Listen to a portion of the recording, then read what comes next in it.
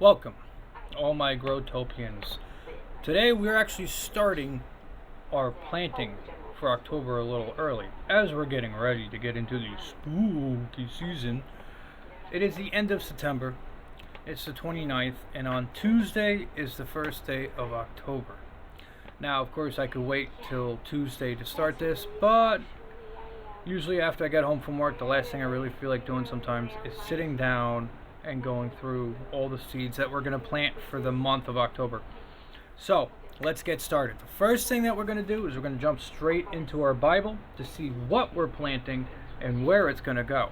And this starts actually the new logging idea that I have to keep track of basically where the plants go on their stage, and also to be able to reuse our tags without having to throw them away.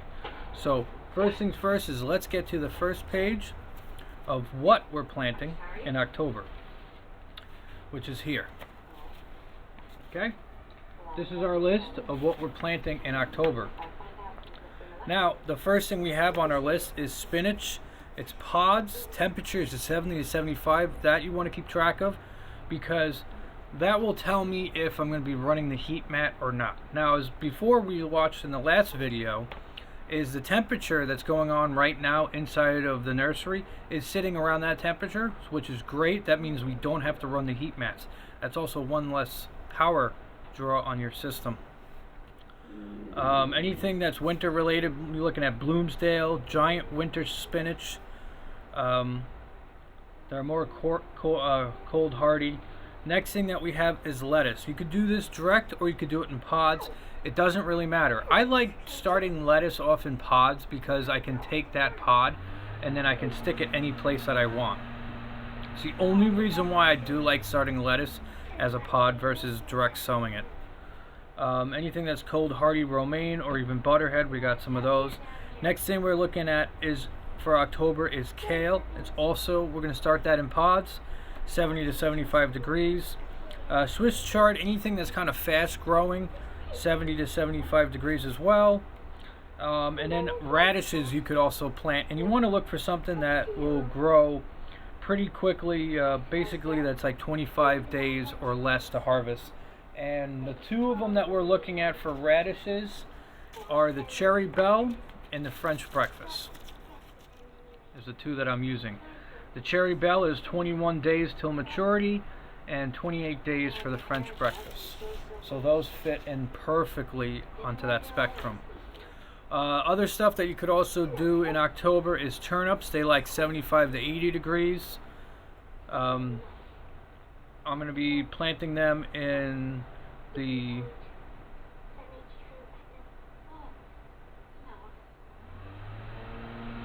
I'm going to be actually putting the turnips actually into the sun house, because that actually stays a lot warmer than the shade house, which is where they normally would reside in earlier in the season.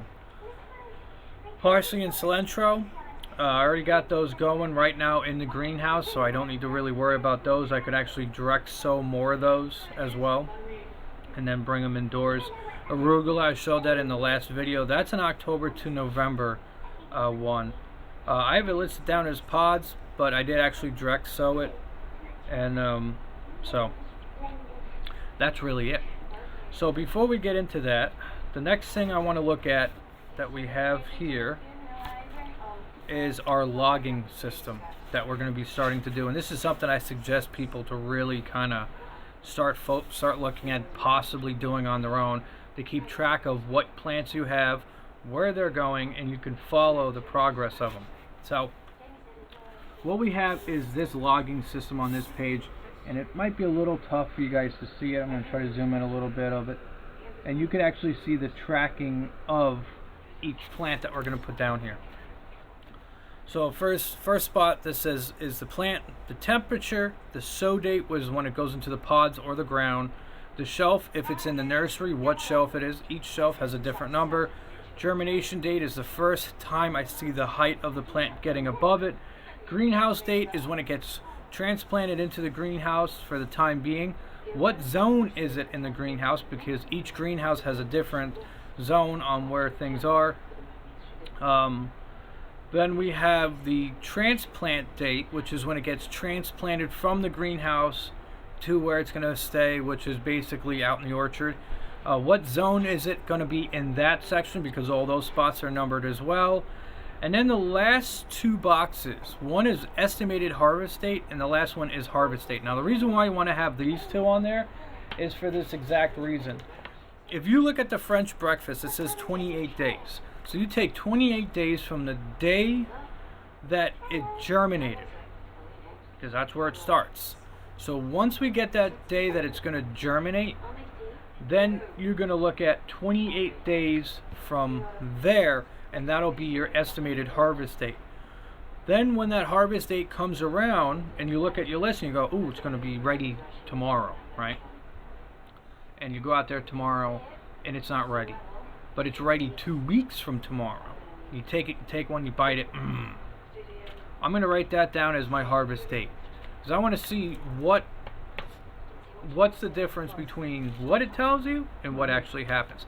Because of course there's so many different variables, but what's going to be great is it's all going to be on here showing what zone it was sitting in when I harvested, so that next go around, let's say it took too long to harvest from it, I can go, you know what, maybe let's not put it on that side of the orchard because it took way longer for harvest versus, you know, if I had it somewhere else. Let's see. So with that being said, let's get to sowing. So first thing we're going to actually start off with, now basically what I'm going to be doing is, instead of writing down, you know, I got 4 of these plants. So originally my plan was for that was I was going to write down quantity.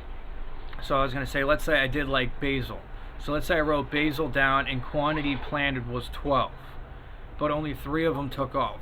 So it's kind of like information's a little squirrely there.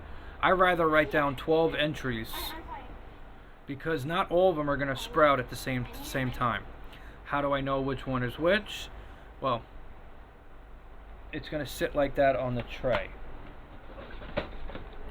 So the trays that I use are these, and starting at the top left corner, because the trays sit like this, will be 1, 2, 3, 4, 5, 6, 7, 8, 9, 10, 11, 12, 13, 14, 15. And that's how I'll know where they sit, by the entry on here. So let's say I sow this one on here, and it's number 1, and number 1 took off, but the other ones didn't. I'm going to put on here that, you know, plant 2, plant 3, plant 4 didn't take off, to keep track of it. It's a lot of information, but I might be playing around with stuff here and there, but it's a way of tracking each tray of material.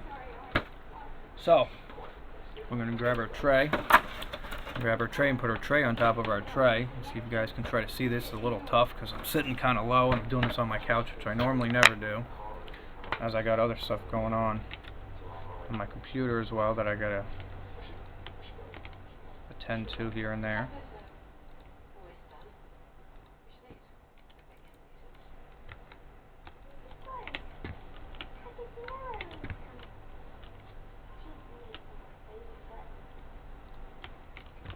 Okay.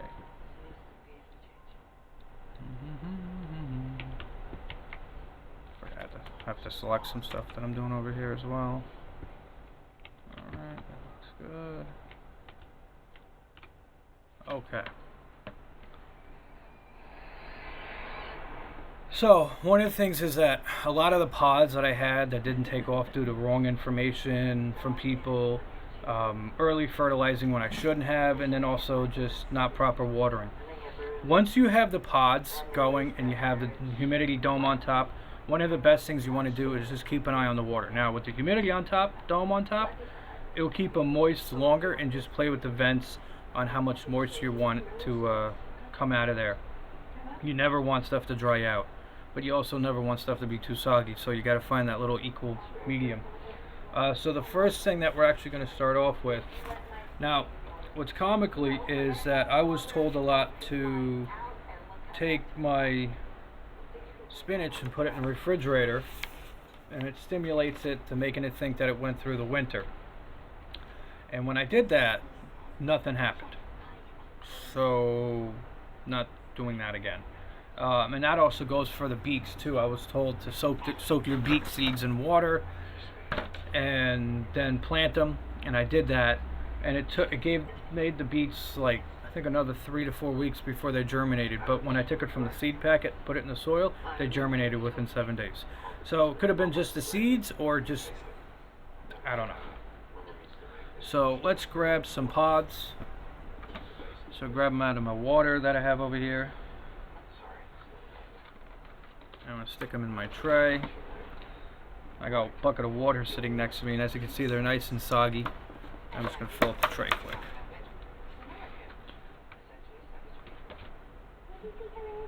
Just regular water, nothing else. Warmer water, the better. I mean, it got a little cold now. I put them in a bucket. Put them in a Home Depot bucket, and now I'm just doing that. Of course, there are residual seeds that are in these pods that never took off, so there is always that possibility that it wakes up whatever seed that's inside those pods. So there are times where I've had, I had a sunflower growing in a pod, and then the cucumber that was in that pod, cucumber seed that was in that pod, finally woke up. So I have literally a sunflower and a cucumber right next to each other. It's pretty funny. Nature finds a way. Alright. So now that we got all of our seeds and stuff all of our stuff nice and filled up, waiting for Chucky to jump off the couch and jump and grab me. Normally I do this on a table, but I'm lazy today. So we got our trays sitting nice. We got our pods sitting in here. Now I'm gonna just go in and I'm just gonna make a little hole, rough it up a little bit. Now normally when you obviously do these bags, they're a lot smaller and they're compressed. That's why you want to use the warm water. But because these are old pods, I just soaked them for about an hour in water till they sank to the bottom of the bucket, and this is where we are now.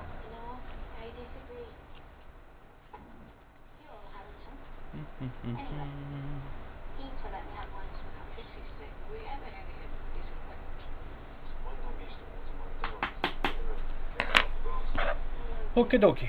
So the first thing we're starting off with is spinach.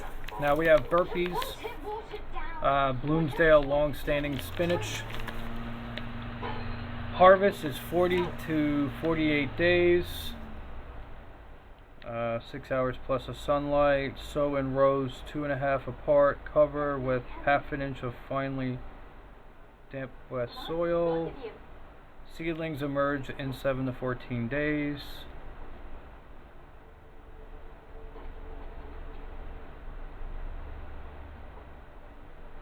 Okay. Right. I forgot these ones came in paper. Some of them are different that way. So this is known as paper seed tape. As you can see, there are seeds that are in paper.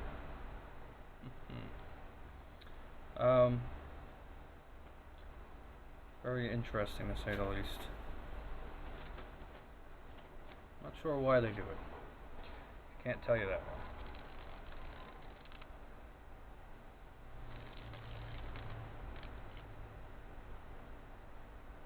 So I'm just gonna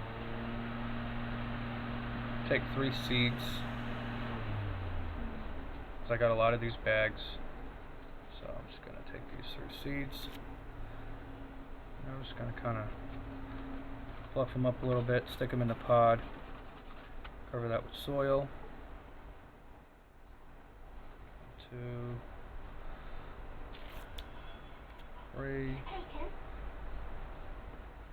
Definitely an interesting way of presenting your seeds. Very particular system.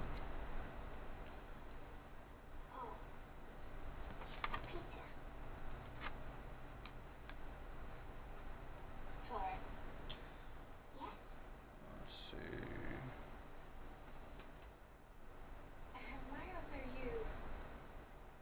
One.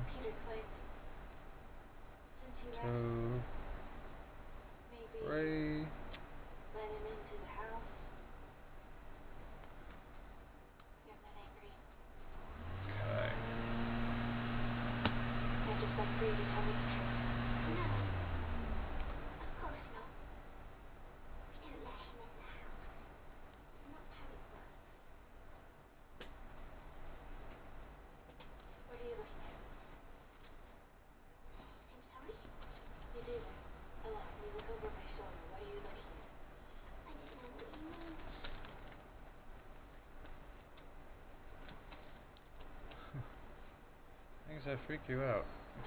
Why do you keep looking over my shoulder? I don't know what you mean. Alright.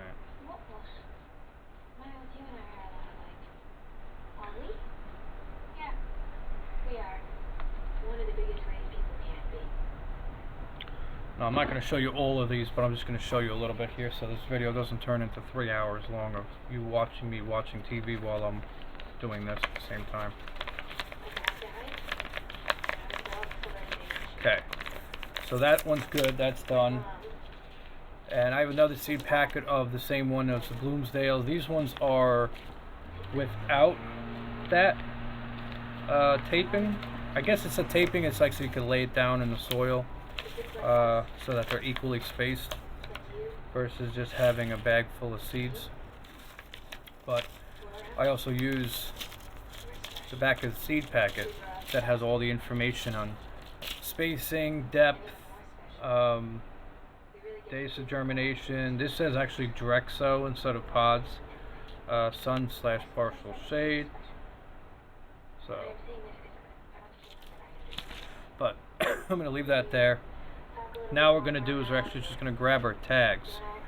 Now one of the issues that I ran into this year was obviously so many tags with so much information on them. And it turned out to be that I really actually didn't need all this information on these tags, because now all this information is actually just going to go into the book. So basically what's going to be set on here, take this guy and toss him to the side for now. Basically what's going to happen from now on is it's going to be on the tag only, it's just going to say spinach. It's going to be just the base name of the plant, nothing else. So I can reuse this tag over and over again. It's just going to say spinach, and then in the book it's going to say spinach Bloomsdale, and it's going to say what zone it is, so that when I'm outside and let's say I'm in zone 7A, I can go 7A and the tag says spinach, and then I look at the book and it goes, it's Bloomsdale spinach, so I know what it is, so that when the crop is done I could reuse the tag again and again and again.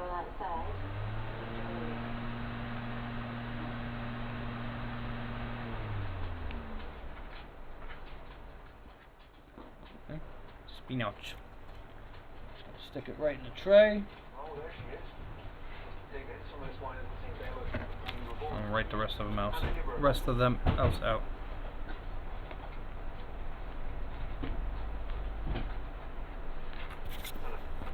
I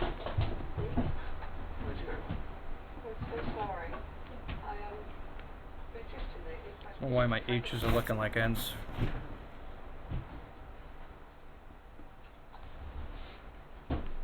And if you're new to the channel, the reason why my markers don't bleed when it's raining out is because it's a CD marker. And for the younger generation that don't know what CDs are, it's something that us older people used to listen to in our cars. And they're waterproof, so they don't smear.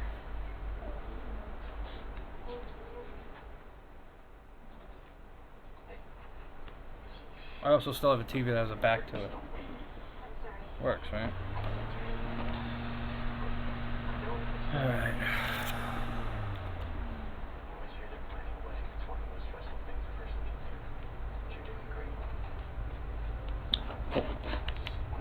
So we have 6 pods of spinach seeds.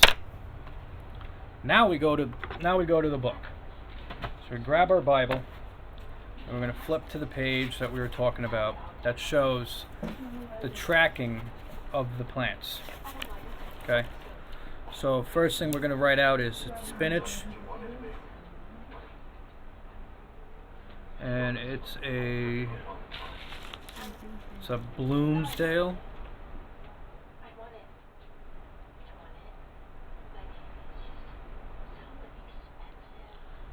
Temperature that I was looking at for the Bloomsdale, it was 70 to 75 if I'm not mistaken.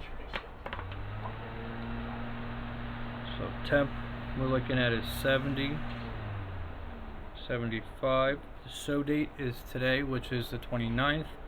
So it's 9.29.24. Shelf I will write down once I go into the nursery on what shelf it is. And the estimated harvest date for these is 45 to 55. It says maturity. So let's say 55. So I'm just going to write 55 so you guys can see what I'm talking about. So right here we have the plant name, we have the temp that we're looking at, we have today's date of when it was sowed, and then I wrote 55. The reason why I wrote 55 is that when it germinates finally and it finally sprouts out above it, I could take that date of when it germinated and then add 55 days to it to find out what the actual date of when it will be ready for harvest, and then I write that down there. And then when it finally, I can actually finally get a leaf to harvest, then I'll write that harvest date. Now that doesn't mean that that day is the only day I'm going to harvest from it, like the tomatoes for example. I am been continually harvesting from my tomatoes for over like 2 or 3 months now. So the first date, the first tomato I would have picked off would have been my harvest date. And then I would probably just put, like with the tomato, probably like a dash and then write it out. So basically I have 6 spinach Bloomsdales that I'm going to write out on here, and I'm going to do that for every single seed I plant. So it's a lot of work, it's a lot of writing, but it's a good thing to do. I mean, unless I roll the dice and I don't do it, the only issue is that, well, let's see. If I was not to write out every single entry, then what I would say is what I might do, I'm going to try it for this time around, and then I might have to write them all out separately, is right next to where the plant is. I'm just going to put in parentheses how many there was there. So there was 6 of them, and I'm going to leave it at that as 6, and then I'll put the shelf down like I said when it does it, and then germination date, I'll put the date, and actually in parentheses I'll put how many germinated. Actually, that's a good idea right there. That's a good idea. See, I can think quick on the fly sometimes when I want to. So instead of writing out 30 entries, because like I'm looking at basil plants that I might be planting next year, is like 20-30 basil plants. So instead of writing 30 of them out, I'm going to basically put in parentheses the amount that I planted. Then when it gets to the germination date, I will put when it germinated, and then I'll put a parentheses on how many germinated out of 6. And then the greenhouse date will be how many then went to the greenhouse. Now, a lot of you might say, like, well, what if you had 4 that germinated and then the other 2 germinated a few weeks later? Well, then that would be I would write another germination date under that, and then another date. So there's enough room on it for each plant that I could just write down multiple information as it goes down. It's not going to be really tight together. So it's like I'll probably draw the line for these guys somewhere down here to give it some space so I can fill in the information in there. But anyway everybody, that's it for today's video. I'm going to get to planting. This is going to take a while, so I figured not to tie up everybody's time. But if you guys are new to the channel, or you're also just new to growing and you're trying to figure out which ways to do things and keep track of stuff, this is a good way. It's a lot of writing, it's a lot of keeping track of. But then when the next time it's October or it's January, February, you're like, you know, hey, when did I plant that last year? When did I do that? How did I do that? Where did I do? Oh shit, I can't remember. Now you do. Even though you think you're gonna remember, there's so much going on in our lives, and there's so much when it comes to this that there's times even now I'm like, when did I plant corn this season?